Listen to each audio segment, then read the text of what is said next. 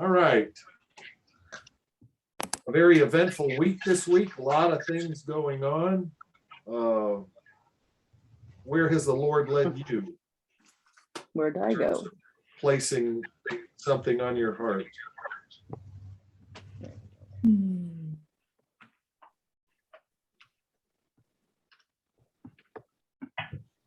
I, for one, am just constantly astounded by the guys I'm meeting in jail and how wonderful that is, and how desirous and how hungry they are to hear the word.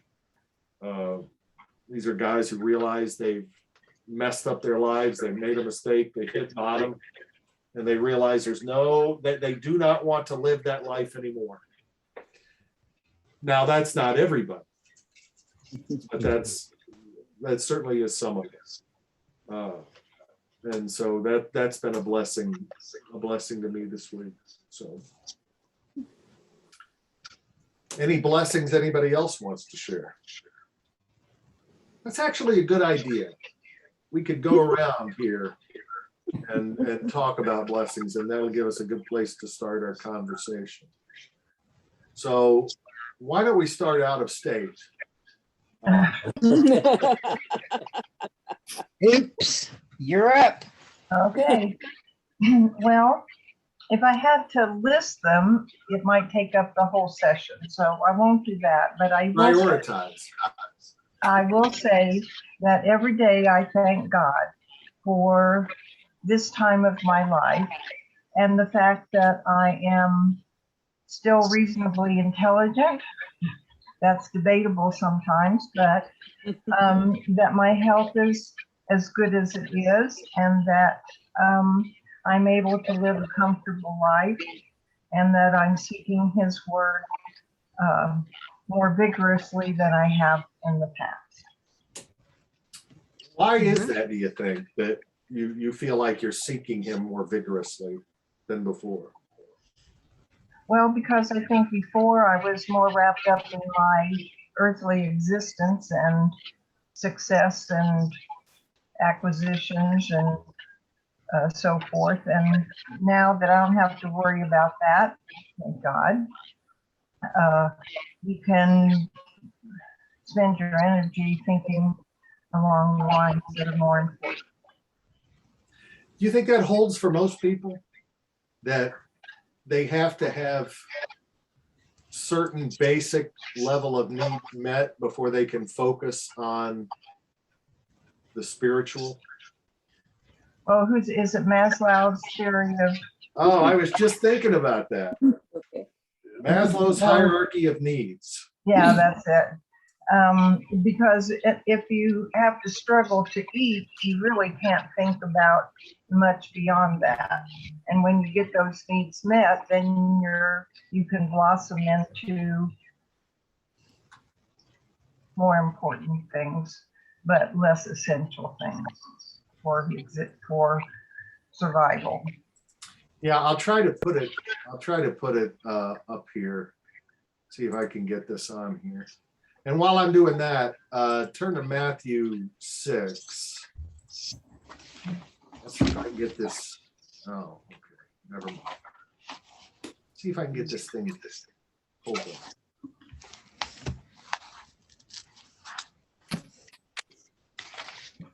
That's kind of a little one. No, that's too small. Matthew 6.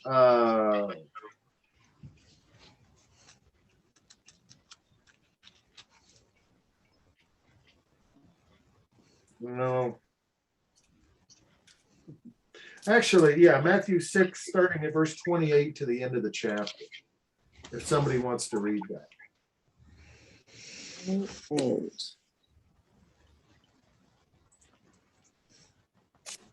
And why are you anxious about clothing? Consider the lilies of the field, how they grow. They neither toil nor spin.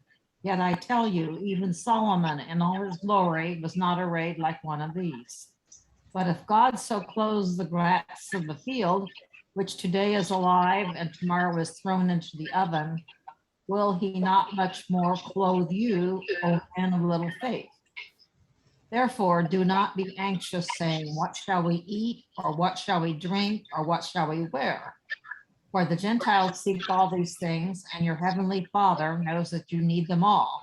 But seek first his kingdom and his righteousness, and all these things shall be yours as well. Therefore, do not be anxious about tomorrow, for tomorrow will be anxious for itself. Let the day's own trouble be sufficient for the day. I guess we could even start it at 25. Therefore, I tell you, and this, of course, Jesus talking, do not worry about your life, what you will eat or drink, or about your body, what you will wear. Is life more important than food? Is not life more important than food, and the body more important than clothes? So this is Jesus telling us to prioritize our lives around the Word and around God. But I'm sure you've heard that old saying, the people that don't worry about money are the ones that have it. Mhm. If you don't have it, you worry about it. And Oh, it's easy to go up to talk amongst ourselves, who we are us being reasonably comfortable and well off. Yeah, we're not going to worry about food. We're not going to worry about chasing after all that stuff. But is that a harder message for someone who's in poverty? well, and unfortunately, you need money to survive in this society, and you need food and shelter, and it's not easily come by. And if you do nothing to acquire those things for yourselves, well, there are people handing some of those things out, but I don't know. You mentioned Maslow. I thought I'd share this with you. Abraham Maslow was a famous sociologist. And can everybody see this now? Yeah. Mm-hmm. Yes. And he developed what he called his hierarchy of needs. And it actually starts at the bottom. And basically, the needs at the bottom working their way up, this is the priority in our lives. Mm-hmm. Everybody has to satisfy certain physiological needs: air, water, food, shelter, sleep, clothing, reproduction.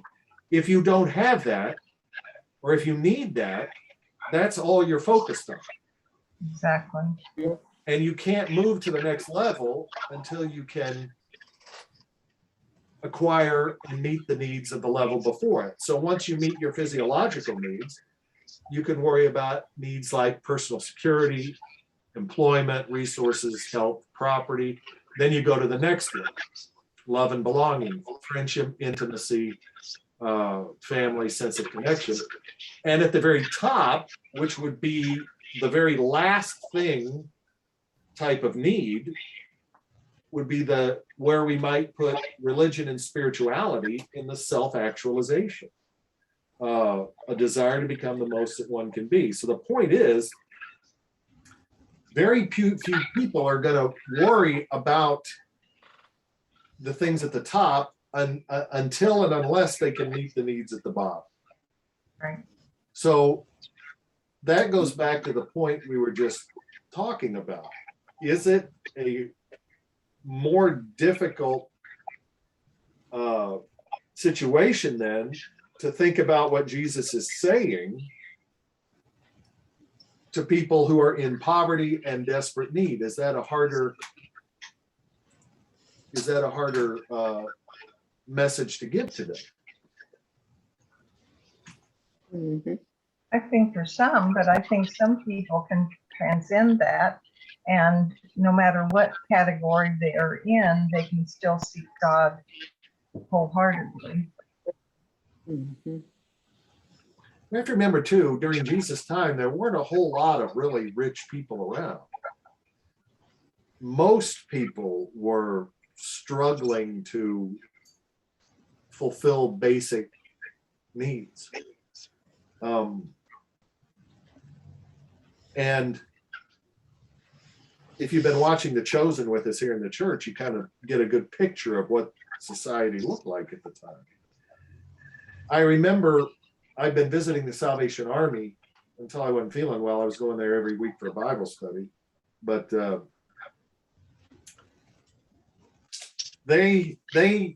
attitude is they want people to come in the door, and then the first thing they're going to do is feed them and bathe them and clothe them, because they're thinking of that hierarchy of needs where we're going to satisfy those very basic needs, and then we're going to give them the gospel.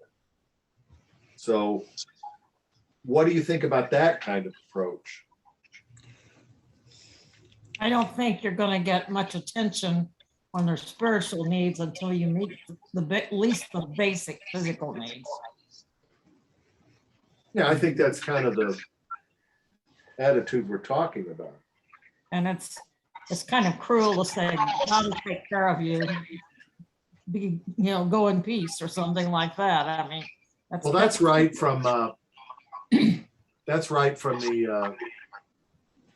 Good Samaritan, right? And also, if you go to James chapter 2,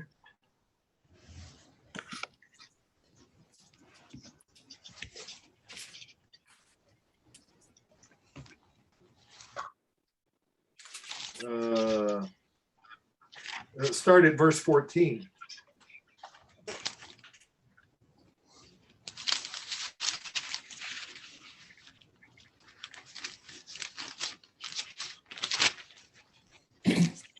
One or two big books are hard to find. What? 2:14. What? What good is it, my brothers, if a man claims to have faith but no deeds? Can such faith save him? Suppose a brother or sister is without clothes and daily food. If one of you says to him, "Go, I wish you well," keep warm and well fed, but does nothing about his physical needs, what good is it? And I think that's kind of what we're saying in a way. Mhm. But here's something else to think about. Go back to Mark 14:7.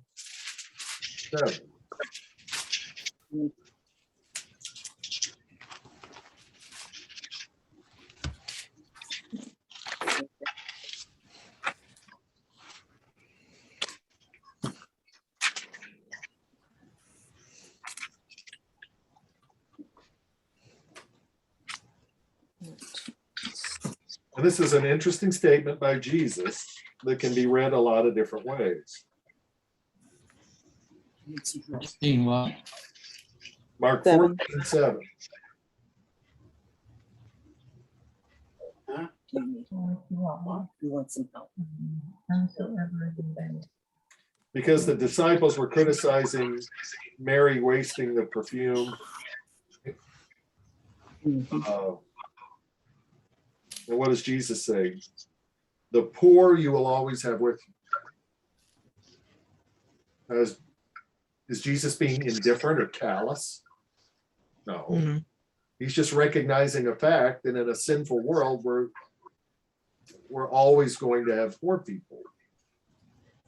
Jesus did not come to make the poor rich or comfortable or even to heal the sick, although he did those things out of compassion. His primary mission was a spiritual one, to save sin-sick souls, to save the lost. So yes, it's a good thing to help the poor, and we should do it. We are called to do that out of compassion. But Jesus always realized that he had a higher priority, he had a higher calling. And we all well know the stories of Jesus' compassion, but look at all the people he wasn't able to be. All the people he didn't, because he couldn't get to them. But his message of salvation and what he did for people was available to everyone. So. But he did feed 5,000 at once. He did, absolutely, yeah. And the result of which was they wanted to come and make him a king. Remember? By force. That was always the downside of the miracles, that they would be misinterpreted. And that the people would focus on the miracle part rather than on the message. Which is why so often Jesus, after he performed a miracle, would say what? Don't tell anybody. Don't tell anybody because they're going to misinterpret it. Best ad agency in the world. Or That's he why- would tell them to go to the temple too. Right. So his focus was on the message, not the miracle. And people would focus on the miracle rather than the message. Because going back to our hierarchy of needs, you know, we want to satisfy those things. Food, shelter, clothing, healing. You know, if someone came in here and promised me healing right now, I'd listen real hard to it. So we do want those needs, but Jesus is always reminding us that the most important needs are the ones that are at the top of that hierarchy. And if you think about someone that actually put that into practice, I think about someone like John the Baptist. John the Baptist was so focused on the message and what he was doing and his calling, what he was living out in the woods and eating locusts and wild honey. He didn't have a home. He wasn't hardly eating anything. He actually took those words of Jesus, you know, seriously. A lot of people are willing to commit to Jesus once they get to a certain level of a certain station in life. Well, Jesus, let me get to here first, and then we'll talk. So something to think about. Thank you for sharing that, though. Blessings, Donna and Marvin, what do you have? Go ahead. Well, blessings is grand thing I think of. What blessing? Grandkids. Okay. I didn't get that one. I think today was sewing day, and that's always a blessing for me because that's one thing in the Women's Guild that I've always enjoyed. From the time we moved here in 1980, and I could go to the church during the week and help, I always wanted to be in the Women's Guild for the things that they did. And I think that's been that's been as much a blessing to me as hopefully I have been to it. So. And it's not so much what you're producing or making, although that is nice. I'm going to guess it's more the fellowship and the sharing and being together. Sure, and the help that we give other people by what we do. So. And I was also blessed by being a teacher. And I still like to teach Sunday school class. I still teach summer school. And God bless me with that. Now, Don, I'm going to ask you a hard question here. When you get together, are you praising God and singing and praying together, or is it more like, you'll never believe what old so-and-so said? Somewhere in the middle. I was going to let Susan answer that. Somewhere in the middle. We have fun. We do have fun Good. because we all seem to like what we're doing. Mm-hmm. And that was supposed to be part of my speech, which I'm going to do this Sunday. And I gave part of it to the Women's Guild today. They liked it anyway. But no, we all like what we're doing. We like what we're doing there. We like the company that we're keeping. And no, it's not a gossip session. And we're not singing hymns all day long. I think you'd be able to hear us if you did, if we were doing that. But it's. I'm just glad I don't hear tinkling glasses from downstairs. That's why we use plastic cups. That's right. Yeah. the plastic cup. Okay. Now I know why we have so many red cups in the. There you go. You know, when I You first don't have to started. forget that we only have Mogan David in the refrigerator. Yeah, that's true. Yeah. Well, it could be BYO. Yeah. Oh my gosh. Yeah. I have But- Mine was Gatorade today. when I first started working,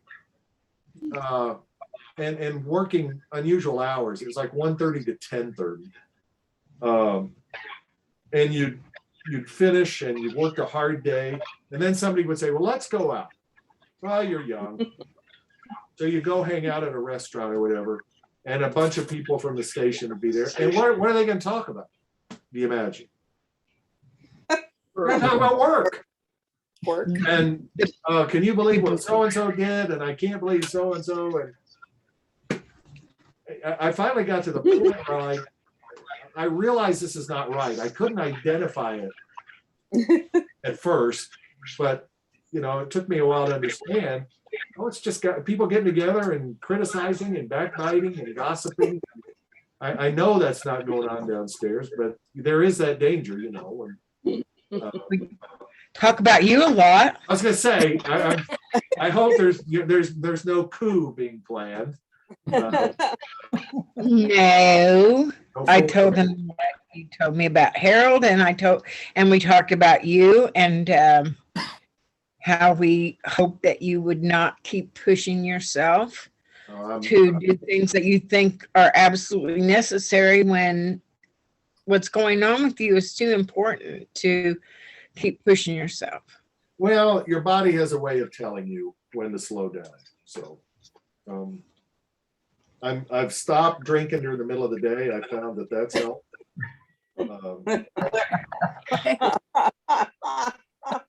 That's a blessing to many already. Yeah. All right. Good enough. Susan, you want to go next?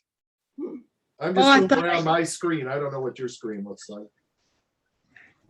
Well, I was thinking about that today. I kind of didn't join the Women's Guild at first, and I kind of just stayed back for just dinners and things like that. And then how did I get into the sewing thing? I remember everybody kept saying, oh, you should come and sew with us. Should come and sew with us. And I kept thinking, I have to be there at 9 a.m. That does it for me. And that means I have to be dressed and look presentable at 9 a.m. Well, I'm very seldom there at 9 a.m., but I'm not very far behind that. 10 o'clock. And I was glad that they kept coaxing me to come. And everything that I do there at church is with a lot of the same people, but there's always somebody else thrown in the mix, and it's always something that we're happy to be there doing these things. We're happy to be cooking, we're happy to be baking, we're happy to be sewing, and it's really good fellowship, and I think it builds some really good bonds between the people at church. That's incredibly important. Go to Hebrews chapter 10 and verses 24 and 25.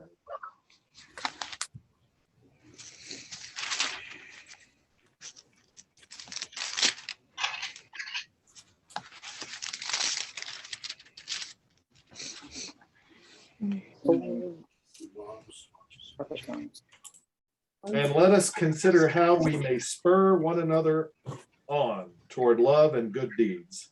Let us not give up meeting together, as some is in the habit of doing, but let us encourage one another, and all the more as you see the day approaching. And I think that's what you're doing. You may spur one another on toward love and good deeds, and get in the habit of meeting together to encourage one another. That's the goal of it. And yeah, you have fun and joke, but at the end of the day, you realize why you're there, what you're doing. And groups like that are, even if you didn't sew one stitch, then just came together. Well, I was riding on it. Oh, today was not good for me. Did you bring your own sewing machines to this or No, what? I didn't sew. I was, I usually Were do you the bit. entertainment or what? What? Were you some, entertainment? some of us.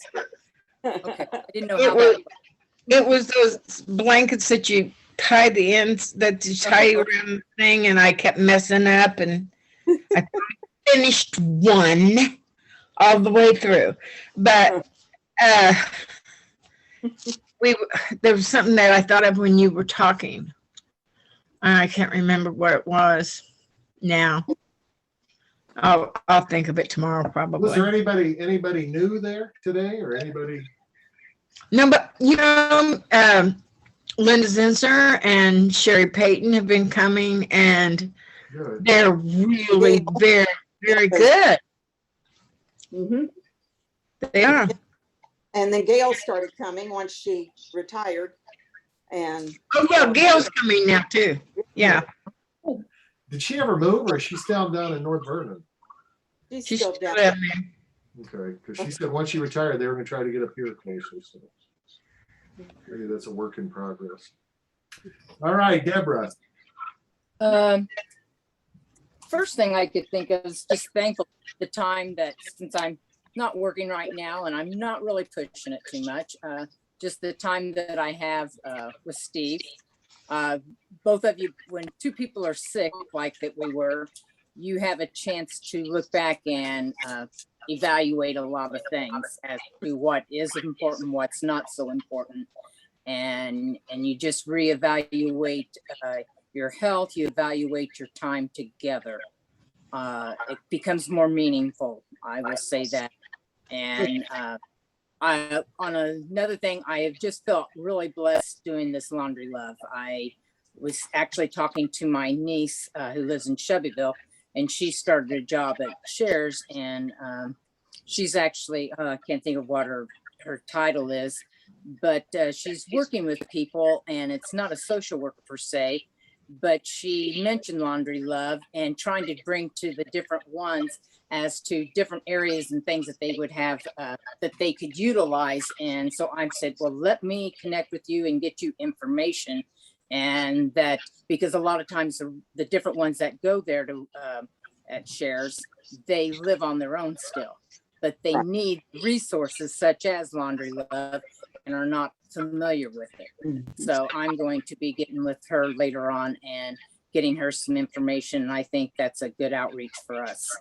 But Laundry Love has just been a wonderful blessing for me as far as an outreach to other people. So It kind of sounds like you found your niche a little bit. I have found a niche that I have just really, I have just really enjoyed, and talking to people, and just, I don't know, it has meant a lot to me, and I have really enjoyed it.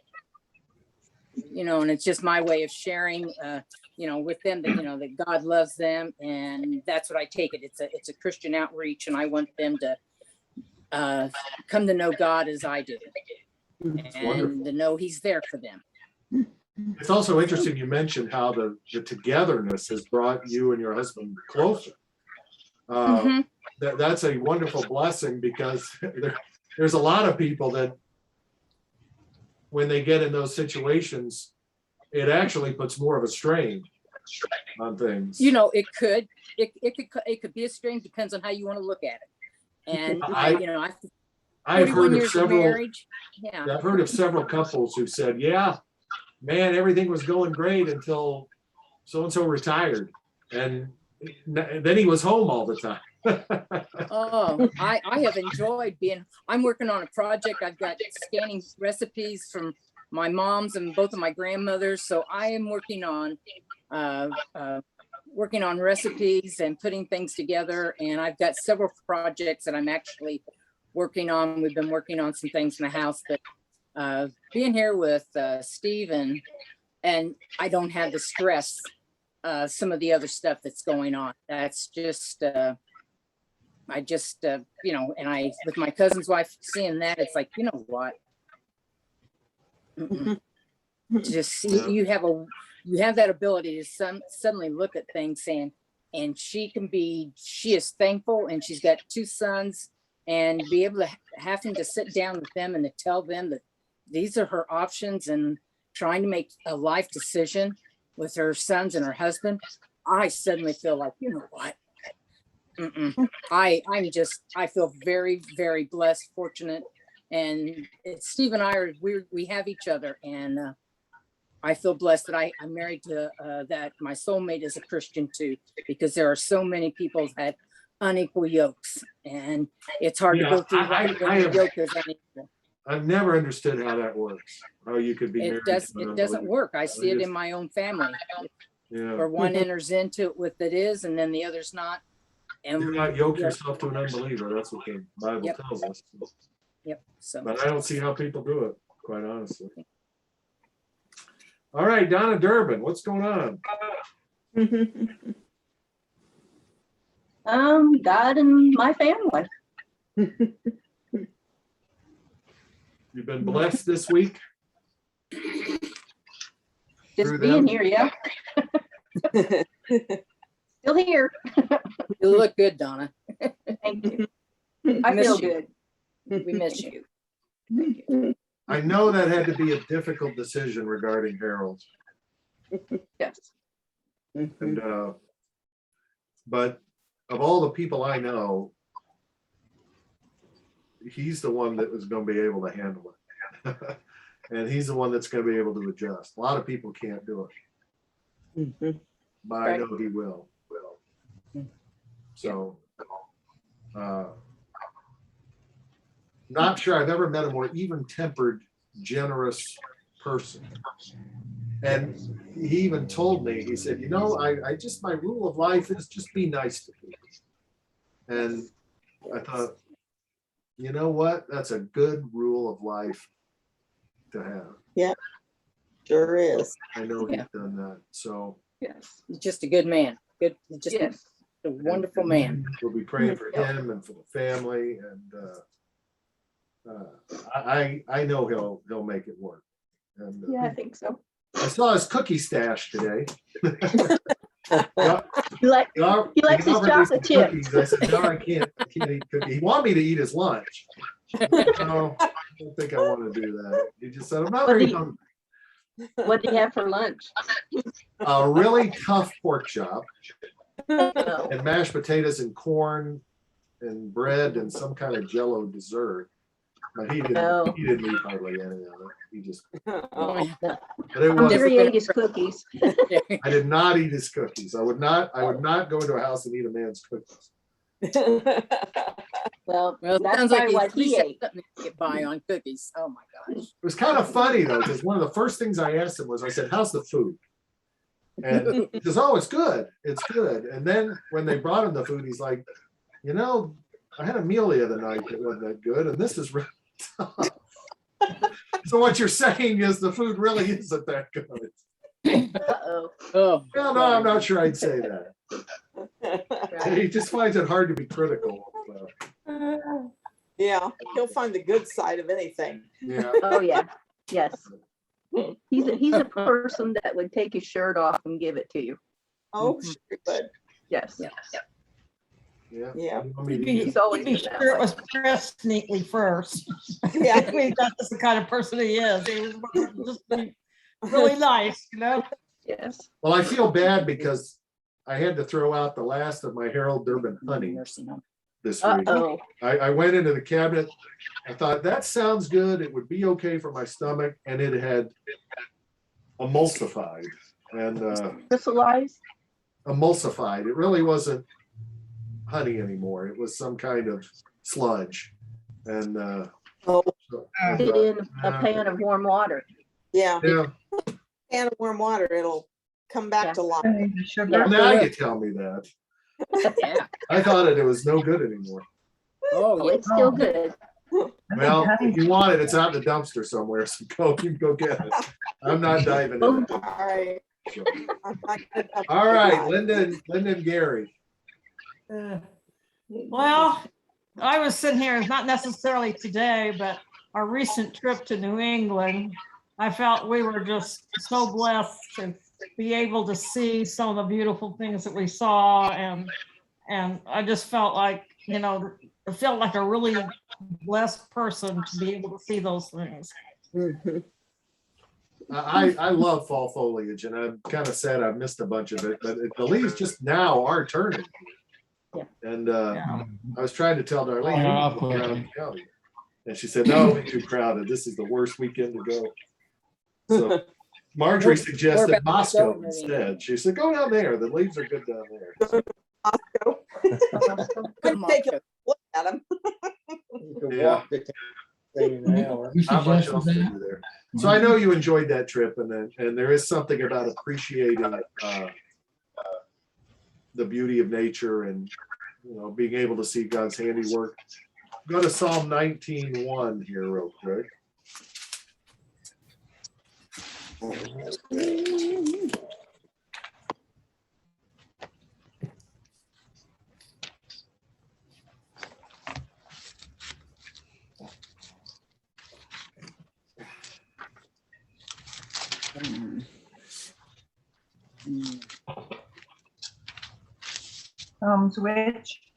19:1. 19.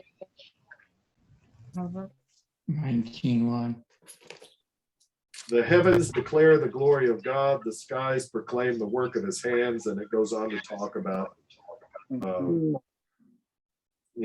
of the beauty of nature and how God's hand in all of that. And you're just kind of reminded of that when you take a trip like that. And you see stuff like that. Has anybody been to the Grand Canyon? I have not been. Yes. I have. No. I understand with that Well, we've been the part of it. you kind of get the same feeling We were south southern. standing over the Grand Canyon and looking at it. Oh, yeah. So when I went to the Grand Canyon, it was full of fog, and I could see maybe a foot, maybe a meter down from the ridge, and then Wow. it was just all full of fog, and then it started snowing. Well, that's nice. Well, it was different. It was a new experience. It was. Yeah. I've been to I Pikes enjoyed Peak it and nonetheless. Yeah. needed oxygen. Gary, what? Whereabouts in New England did you go, Linda? In the New England area, where did you go? New England, New New Hampshire. Hampshire, Maine, Acadia National Park, Cape Cod. Okay. So Okay. it was. Because I talked to a friend, a good Plus friend of some mine beautiful yesterday. waterfalls. Okay, good. Good. And they said she lives in Vermont. And she said they had rain last week, and she said the foliage was horrible. She goes, so they didn't have anything. She lives up in the northern part of Vermont, and I asked her how it was, and she said we had rain last week, and she said it took care of all of it. She goes, we don't have nothing now. And she said it You went at a good not- time. it just everything's timing and get Yeah. some rain. Look how My wife beautiful started watching a show called Historic Homes, where they renovate homes in Massachusetts out on the Cape. And some of these homes are 300 years old. And so she wants to go to Massachusetts. She wants to. Oh yeah. So, Gary, do you have anything? Oh, I was sort of thinking about I think it was Sunday's sermon, and a little bit tied into what I'm thinking about, that I'm really blessed that I grew up in a Christian family and had Christian friends and went to church, and what a blessing that's been. And one of the things that also kind of tied in a little bit to your situation that I've been following, I had a coworker in Cincinnati where I was working that had pancreatitis too, and he had a lot of trouble with it. They took his gallbladder and other things before they kind of, I don't know, they didn't really end up helping me too much except the diet stuff, and it would flare up every now and then. But anyway, I did some work with him, and we were kind of comparing our lives, and I really felt, you know, he had a brother that he was, I'm not kind of using the details here a little bit, but he felt like he caused his mother to die and Oh, a bunch wow. of other things because their family was broken. And I feel blessed that I wasn't in that situation. Mhm. Yeah, I can- and the thing we always have to remember about that is no matter what road God calls us down, and no matter how difficult our lives can be, we still have that opportunity to all end up at the same place. Right. Your road may be different than your friends, but in faith, we're all headed in the same direction, no matter what our lives look like here in this earth. So, but I was also thinking, oh, go ahead. And I think that he had kind of changed to become more mellow and not as angry as he used to be and so forth. I mean, I was glad to see that. It made me feel a little bit better to know that he'd had a rough time and he, was a good guy. I mean, it's understandable how some people can be angry with God, based on the circumstances of their lives, whether that's sickness, death, the things that we go through. I don't discount that at all. But no matter what road God takes us down, we've just got to realize, you know what, this is his will, this is where he's called me, and this is what I need to be doing. And I'm going to follow him, no matter where this road goes. And I think that's what he's calling us all to do. And sometimes we don't know where the road is leading. And it can be very difficult. It can be very scary. It can be very unsettling. But sometimes we just have to, even though we can't see where we're going, we put our faith and trust that he will lead us in the right direction. Also liked what you said about growing up in a Christian home. How wonderful that is. It's wonderful to have that experience, but also at the same time, it's wonderful that God gives that opportunity to people who didn't have that to come to know him.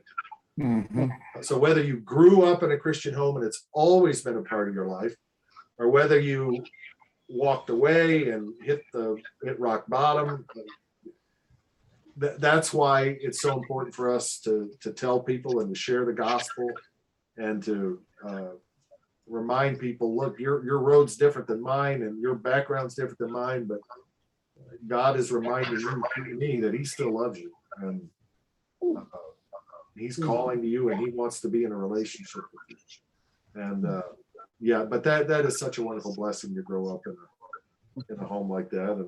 And I think probably most people in our congregation could say the same thing, don't you think? Yes. I would think so. I would imagine so. Good. This has been very productive. Any other thoughts or comments? Anything to say? You have anything to say? Well, we should be good. It does remind me of something that was a funeral sermon that I heard. And it was the funeral was for my uncle, who was an alcoholic and had essentially alienated his family for years and years. And I almost felt like the pastor was talking to his children and maybe my mom and my aunt. And he was talking about no matter what happens to you or what circumstances you find yourself in, is that God only asks for you to do right. Do the right thing. You can't fix everything. You can't account for what other people are doing. He just wants you to do the right thing. He wants you to, and other things are out of your control. And I felt like he was talking to family that had suffered so much from what my uncle had done, rather than talking about eternal life. He talked a lot about Joseph in Egypt. He used that as a parallel. Joseph kept doing what he thought was the right thing, no matter the circumstances. Yeah, that's such a powerful lesson that we so often, I mean, it's human nature to focus on circumstance and to let our circumstances dictate our relationship with God. My brother told me something one time. I wrote it down. Let me see if I can find it. I really liked it.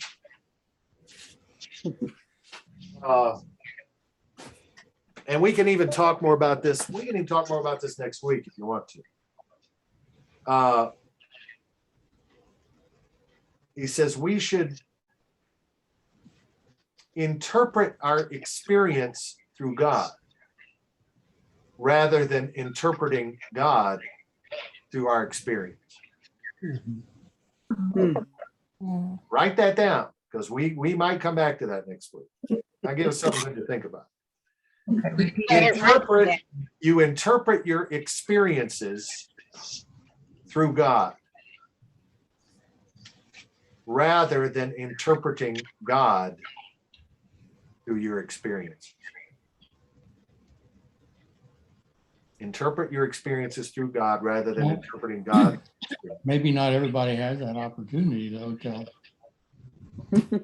Don't jump ahead. I want you to ruminate on that. Soak that in for a while. Think about that. I liked it so much I wrote it down. It's been up there for years. Hold on to One it. more time. Yeah.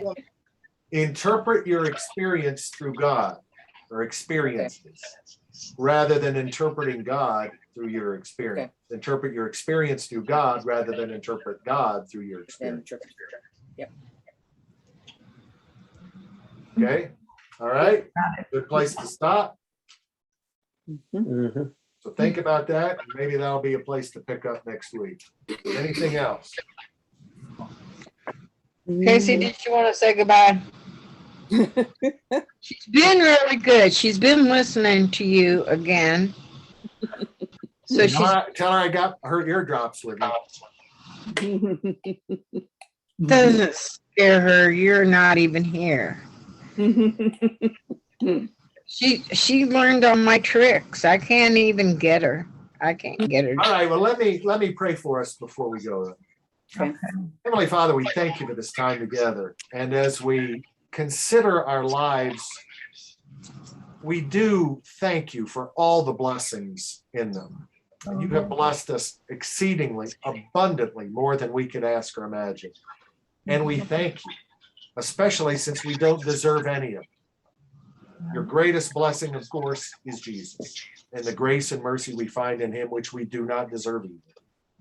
Thank you for our blessings, including the greatest blessing of all, your Son. And we thank you in his name. Amen. Amen. Amen.